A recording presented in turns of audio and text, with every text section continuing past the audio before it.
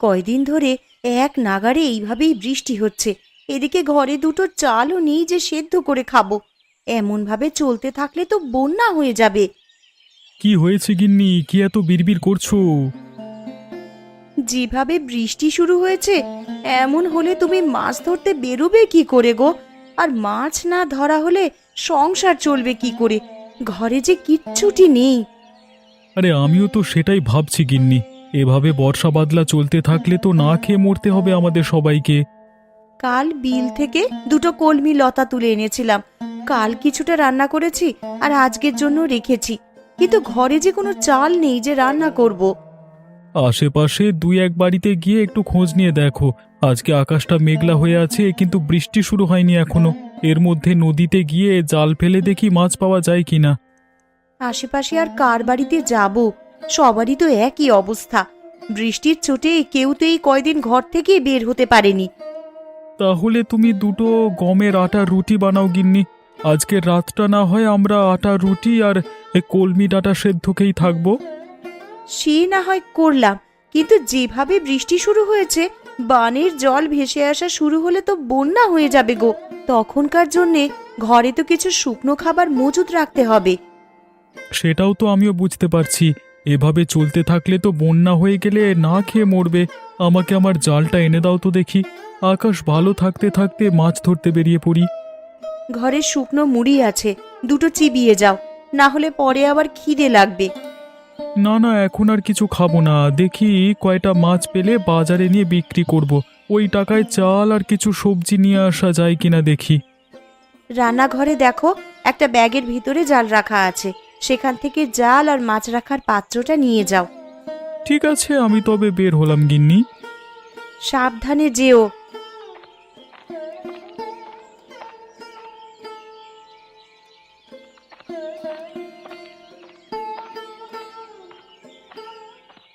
হায় হায় হায় হায়, কি হলো আমার? জমিতে যে জল জমতে শুরু করেছে। কিছুদিন হলো কেবল ধান তুলেছি, এখন জল জমলে যে আর গাছগুলো বাঁচবে না, সব জলের নিচে পচবে।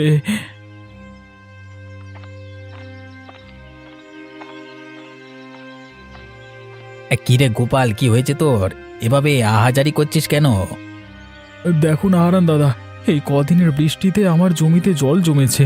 আজকেও তো আকাশ মেঘলা হয়ে আছে, যে কোনো সময় বৃষ্টি নামতে পারে। এভাবে চলতে থাকলে তো জমি জলের নিচে তলিয়ে যাবে। আমিও তো আমার জমি দেখে এলাম, আমার জমিতেও তো জল জমছে রে গোপাল। বুঝতে পারছি না কি করব। এমনিতেই বৃষ্টির জন্য মানুষের আয় রোজগারের পথ বন্ধ হয়ে আছে কদিন ধরে। তার উপর আমাদের চাষিদের যদি এই অবস্থা হয়, তাহলে মানুষ খাবে কি আর বাঁচবে কি করে? এখন থেকেই আমাদের আগাম প্রস্তুতি নিয়ে রাখতে হবে, নাহলে পরে আমাদের বিপদে পড়তে হবে। আমরা গরিব চাষাভুষো মানুষ, আমাদের নিজেদের জমানো তো তেমন টাকা পয়সা থাকে না। যা থাকে জমির কাজে লাগিয়ে দিই ফসলের আশায়। তা তুই ঠিকই বলেছিস গোপাল। আমরা তো ফসলের আশায় কত কি বিসর্জন দিই, আর শেষকালে যদি ফসলের এমন হাল দেখি, তাহলে তো আমাদের আর চাষবাস করবার ইচ্ছেটাই মরে যাবে। এক কাজ করলে কেমন হয় দাদা? কি কাজ? আমরা যদি সেচে জমির জল সব বাইরে ফেলে দিই, তাহলে কেমন হয় বলো তো? তুই খেপেছিস নাকি রে গোপাল? এই এত জল কি সেচে শেষ করা সম্ভব?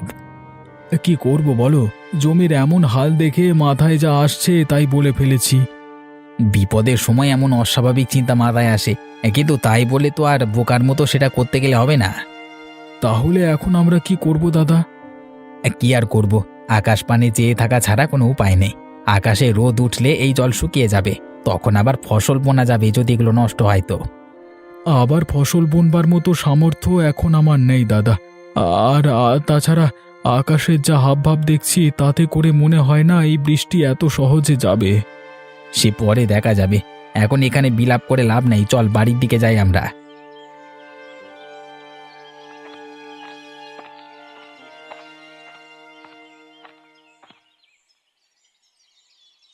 একটু সুযোগ পেলেই হলো, এই মেয়ে কাদামাটি নিয়ে খেলতে বসে যাবে। জামা কাপড় ময়লা হলে আজ তোর কপালে দুঃখ আছে ননি, এই আমি বলে দিলাম। আমার একটু খেলাধুলো তোমার সহ্য কেন হয় না বলো তো মা? তোর খেলাধুলো আমার সহ্য হবে কি করে? খেলা করতে গেলেই তো জামা কাপড়ে কাদামাটি মাখিয়ে আসিস। এই বৃষ্টি বাদলার দিনে আমি জামা কাপড় শুকাতে দেবো কোথায়? পর পর এত দিন বৃষ্টিতে আমি দুদণ্ড বাইরে বেরোতে পারিনি, আর কতক্ষণ আমাকে ঘরবন্দি হয়ে থাকতে বলছো তুমি? এই মেয়ের চোপা দিন দিন বেড়েই চলেছে। দিন দিন বড় হচ্ছিস আর আদব কায়দা সব ভুলতে বসেছিস দেখছি। মা, ও মা, আমার না খুব খিদে পেয়েছে, আমাকে কিছু খেতে দাও না মা। একটু আগেই না গুড়মুড়ি খেয়ে খেলতে বসলি, এখনই তোর খিদে পেয়ে গেল? অভাবের স্বভাব নষ্ট, কথাটা তো সত্যিই দেখছি। পেটের খিদে কি আর অভাব মানে বলো? আমার যে একটু বাদে বাদেই খিদে পায় মা। গুড় মুড়ি যা ছিল সব তো খেয়ে সাবার করেছিস একাই। এখন তোকে আর কি খেতে দিই বলতো? ঘরে কিচ্ছুটি রাখার উপায় নেই তোর জন্যে। খাবার দেখলেই কখন খেয়ে শেষ করবি সেই চিন্তা তোর। এখন আমার খুব খিদে পেয়েছে, আমায় কি খেতে দেবে দাও। রান্নাঘরে পান্তা ভাত রাখা আছে তোর বাবার জন্য, সেখান থেকে কিছু ভাত নিয়ে খা, আর বাকিটুকু তোর বাবার জন্য রেখে দে। পান্তা ভাত কি দিয়ে খাবো মা? তরকারি কি কিছু আছে? না, পেঁয়াজ আর লঙ্কা দিয়ে ডোলে খা। দুপুরে কচু ঘন্ট করে দেবো খন। শুধু পেঁয়াজ আর লঙ্কা দিয়ে কি ভাত খাওয়া যায় নাকি? তুমি আমাকে অন্য কিছু বানিয়ে দাও না মা। ঘরে আর কিচ্ছু নেই রে মা, এখন পান্তা ভাত খা। একটু বাদেই তো আবার দুপুরের রান্না বসাবো। রান্না হয়ে গেলে তখন আবার গরম গরম ভাত খাস। ঠিক আছে মা, তাই দাও তবে আমাকে। তুই রান্নাঘরে গিয়ে নিজে নিয়ে খা না, আমি দেখি কচুগুলো কেটে ফেলি। আর সাবধানে যাস, উঠানে আবার পা পিছলে পড়লে কিন্তু ব্যথা পাবি।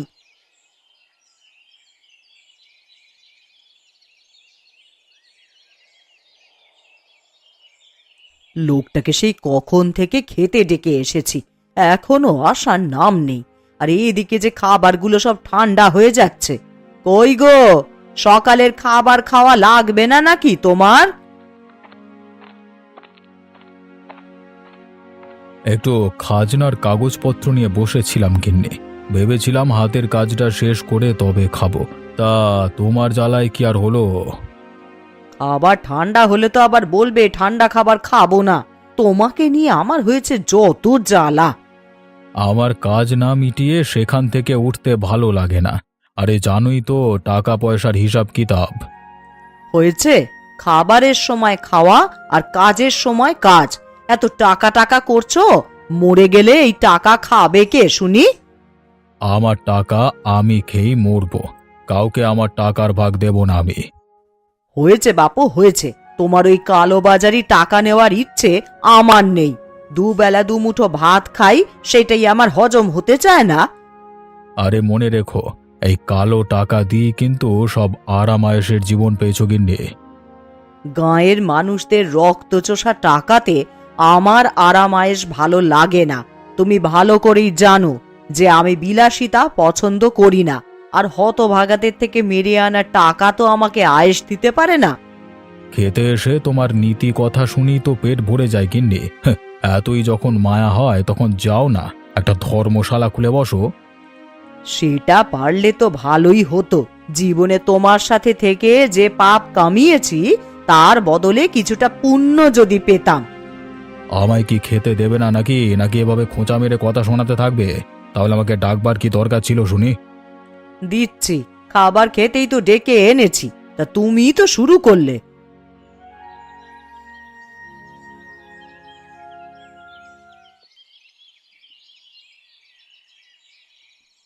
ননি, ও ননি, একবার এদিকে আয় তো মা।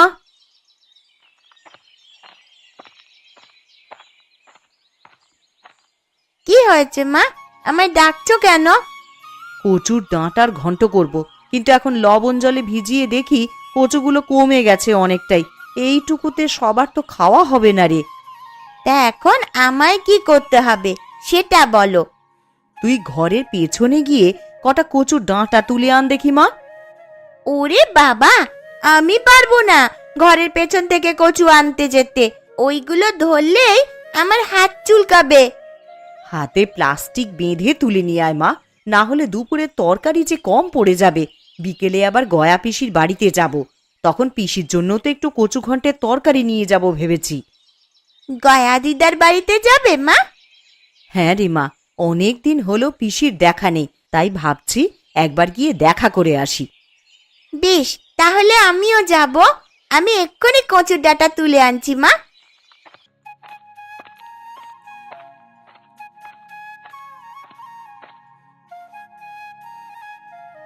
জয়াদি, ও জয়াদি, রান্না বসিয়ে দিয়েছো দেখছি। আমার তো এখনো কিচ্ছু করা হলো না গো। আরে কমলা যে, আয় বস এখানে। না দিদি, বসতে আসিনি, আমি এসেছি তোমার কাছে কিছু চাইতে। কি চাইতে এসেছিস কমলা? ঘরে রান্না করার মতন কিচ্ছুটি নেই দিদি। এখন কি রান্না করব ভেবে পাচ্ছি নে। কাল কটা কলমির ডাঁটা তুলে এনেছিলাম, তাই দিয়েই কালকের দিনটা কোনো রকমে চলেছে। আমার ঘরেও তেমন কিছু নেই রে কমলা। এই দেখ না, ননিকে ঘরের পেছনের জমি থেকে কটা কচুর ডাঁটা তুলে আনতে বলেছি। আমাকে আজকের চাল দেবে দিদি? আমি কাল আবার দিয়ে যাব তোমায়। ওমা, থাকলে কেন দেব না? ওইখানে চালের মটকা থেকে চাল নিয়ে যা তুই। উনি রাতের চাল নিয়ে এলেই আমি কাল সকালেই চাল ফিরিয়ে দিয়ে যাব তোমায়। সেসব নিয়ে তোকে ভাবতে হবে না, এখন চাল নিয়ে গিয়ে রান্না বসা যা, না হলে ঠাকুরপো বাড়ি এলে কি খেতে দিবি? ঠিক আছে দিদি।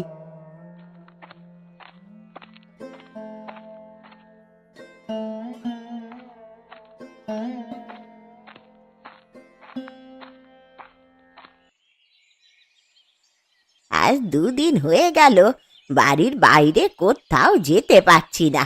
এইভাবে জলবন্দি হয়ে কি থাকা যায় নাকি? ঠিক মতো 2 দিন রান্না খাওয়াও হচ্ছে না।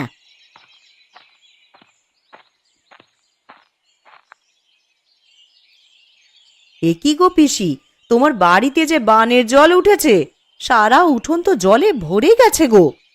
এই জন্যই বুঝি দিদার দেখা নেই আজ কদিন ধরে। ওরে, তোরা আস্তে আস্তে আয় এদিকে, দেখে শুনে পা ফেলিস, আবার উঠানে পা পিছলে জলে পড়ে যাস নে তোরা। তা এইভাবে জলবন্দি হয়ে আছো, আমাদের একটা খবর দিলেও তো পারতে পিসি। খবর দেব কি করে লছুরি? দেখতে পাচ্ছিস নে জলে আমার উঠোন একেবারে ডুবে আছে। এই হাঁটু জলে নেমে আমি এখন তোদের খবর দিতে যাব? খবর না দিলে আমরা কিছুই জানতে পারবো না তো। এখন তোমার জন্যে কচু ঘন্ট নিয়ে এলাম বলেই না দেখতে পেলাম, না হলে তো আমরা জানতেও পারতাম না দিদা। তা তোরা আমায় কেমন ভালোবাসিস তা আমার জানা হয়ে গেছে। দুটো দিন পার হয়ে গেল আর তোরা এখন এসেছিস আমার সাথে দেখা করতে। কি করব পিসি, দেখলেই তো এই 2 দিন কেমন টানা বৃষ্টি হলো। আকাশের ভাব ভালো দেখছি না গো, সন্ধ্যায় খুব বৃষ্টি হবে বলে মনে হচ্ছে। আরো বৃষ্টি হলে তো এবার জল ঘরে উঠে যাবে দিদা, তখন তুমি থাকবে কোথায়? এই বুড়ির আর কে আছে যে দেখে রাখবে? বানের জলে ভেসেই না হয় চলে যাব কোথাও। ছি ছি পিসি, এসব কথা কখনো মুখেও আনবে না। আমরা সবাই আছি তোমার পাশে। আবহাওয়া বেশি ভালো দেখছি না, তুমি বরং আমাদের সাথে আমাদের বাড়িতে চলো পিসি। হ্যাঁ দিদা, আমাদের সাথে চলো। এই বিপদে তোমাকে একা রেখে যেতে পারবো না আমরা। তা বেশ, তোরা যখন এত করে বলছিস তবে তাই চল।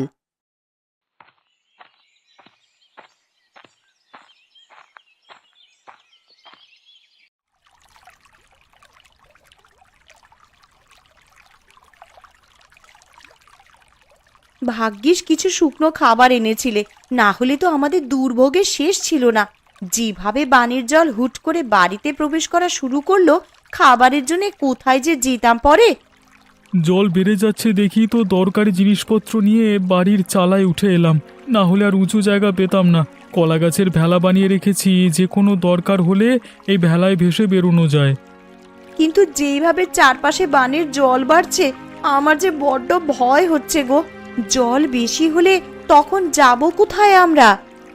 ও তুমি চিন্তা করো না গিন্নি, একটা না একটা উপায় ঠিক হবে। আমি একটু বেরোবো। হ্যাঁ, তুমি আবার এখন কোথায় যাবে শুনি? হারান দাদা গোপাল দাদাদের কি অবস্থা, তারা কোথায় আশ্রয় নিয়েছে, এসব একটু দেখে আসতে হবে তো। তুমি চলে গেলে আমি একা একা কি করব এখানে? জল যদি বেড়ে যায় তাহলে আমি একা হাতে কিভাবে কি করব? ওসব নিয়ে চিন্তা করো না গিন্নি, কলা গাছের ভেলা তো একটা বানাইনি, মানে আমি আগে থেকেই আর একটা ভেলা বানিয়ে রেখেছি।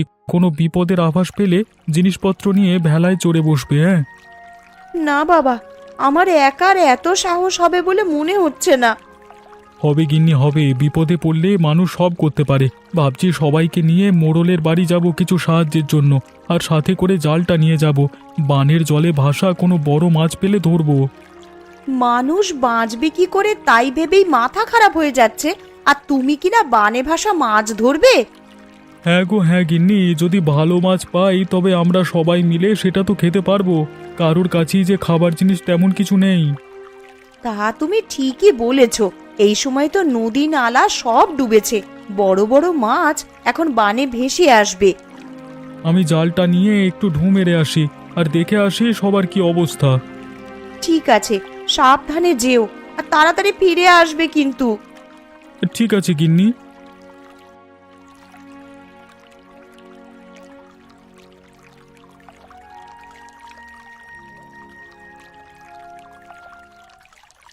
একদিনের মধ্যেই কত জল উঠে গেছে। এইভাবে বানের জল আসতে থাকলে তো সারা গ্রাম জলের নিচে চলে যাবে। আরে ওসব নিয়ে তুমি চিন্তা করো না গিন্নি, সারা গ্রাম জলের নিচে তলিয়ে গেলেও আমাদের বাড়িটা উঁচু আছে, আমরা এখানে নিরাপদে থাকতে পারবো। তুমি কেমন মোড়ল বলো তো?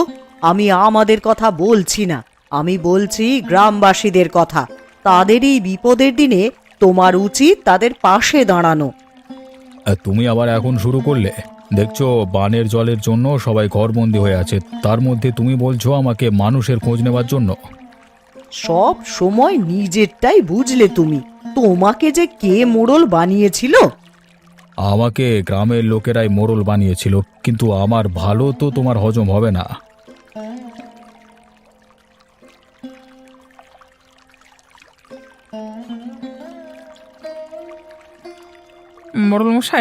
মোড়লমশাই বাড়িতে আছেন নাকি? একবার বাইরে আসুন তো, আমরা সবাই আপনার সাথে কিছু পরামর্শের জন্য এসেছি। আমি দোতলার ওপরে এখানে, গোপাল তোমরা ওপরে তাকাও। আপনি আমাদেরকে একটু সাহায্য করুন না বাবু, না হলে তো সবাই না খেয়ে মারা পড়বো। কি সাহায্য করবো আমি তোমাদের?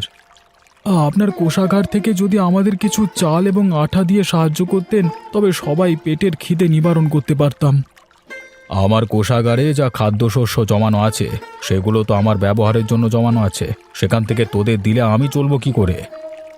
কিন্তু আমরা যে সবাই খুব দুর্দশার মধ্যে দিয়ে যাচ্ছি বাবু। আমার ঘরে চাল নেই, তরকারি নেই, শুকনো মুড়ি চিবিয়ে দিন কাটাচ্ছি। ওই ঢের ভালো তোদের জন্য, আমি সেভাবে কিছু দিতে পারবো না তোদের, নিজেরটা নিজেরাই জোগাড় করে নে। ঠিক আছে বাবু, আমরা তাহলে আসি এখন।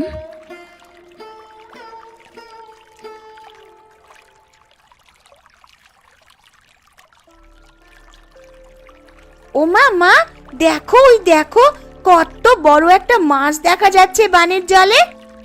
আরে তাই তো রে, এমন বড় মাছ তো আমি আগে কখনো দেখিনি। এটা কি মাছ গো পিসি? দেখে তো মনে হচ্ছে বিশাল একটা কাতলা মাছ হবে এটা। ওই তো বাবারা সবাই চলে এসেছে। বাবা জানো, এই বানের জলে বড় একটা কাতলা মাছ ভাসতে দেখা যাচ্ছে। কি গো, কোনো সাহায্য পেলে মোড়লের কাছে? না গো গিন্নি, মোড়ল আমাদের কোনো সাহায্য করতে রাজি হলো না। এখন এই বিপদের দিনে আমরা যে কি করব? ঘরে যা ছিল সব তো প্রায় ফুরাবার পথে। এগুলো পুড়িয়ে গেলে খাবো কি আমরা তখন? তোরা মাছ ধরা শুরু কর, বড় কাতলা মাছ দেখা যাচ্ছে বানের জলে। ধরতে পারলে বিক্রি করে অনেক টাকা পাওয়া যাবে। তা তুমি মন্দ বলনি পিসি। ওই যে বাবা দেখো, কত বড় একটা মাছ।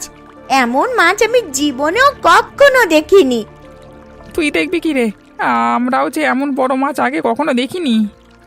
এই মাছ আমাদেরকে ধরতেই হবে, যে যা পারো তাই নিয়েই চলো। আমরা মাছটা ধরবার চেষ্টা করি, আর আমার কাছে জাল আছে। তবে চলো মাছটার পিছু করি।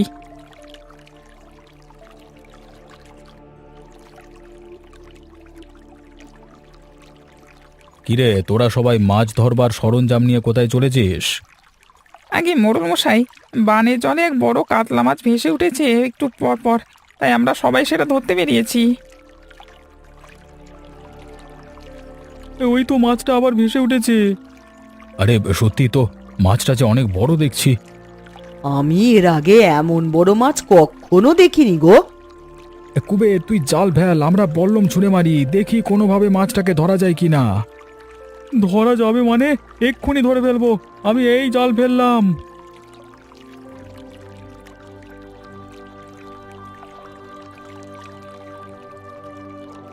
দাদা আমাকে সাহায্য করো তোমরা, একা হাতে আমি বড় মাছ তুলতে পারবো না। মাছটা জালে আটকা পড়ে লাফালাফি করছে। হ্যাঁ হ্যাঁ, আমরা সাহায্য করছি তোকে। মাছটা তো অনেক বড় রে কুবের, এটা নিয়ে শহরের মুখে হাটে বিক্রি করে আয়, অনেক দাম পাবি তাহলে। না না, এই মাছ আমি বিক্রি করব না বাবু, এই মাছে সবার অধিকার আছে। সবাই এই মাছ দেখেছে, আমি একা এটা করতে পারবো না, তাই আমি এটা ভাগ করে নেব সবার সাথে। মোড়ল মশাইকেও তার ভাগেরটা আমরা এখানে দিয়ে যাব। দেখলে দেখলে তো ওরা কেমন ভালো মানুষ। বানে ভেসে আসা একটা বড় কাতলা ধরে ওরা সেটা তোমাকে ভাগ দিতে চাইছে, আর তুমি কি না ওদের একটু সাহায্য করতে চাওনি। আমি আমার ভুল বুঝতে পেরেছি, আসলে একা একা কোনো কিছু ভোগের শান্তি নেই। কথায় আছে, ভোগে নয় ত্যাগই প্রকৃত সুখ। তোরা যাবার পথে আবার কোষাগার থেকে চাল ডাল যা লাগে নিয়ে যা।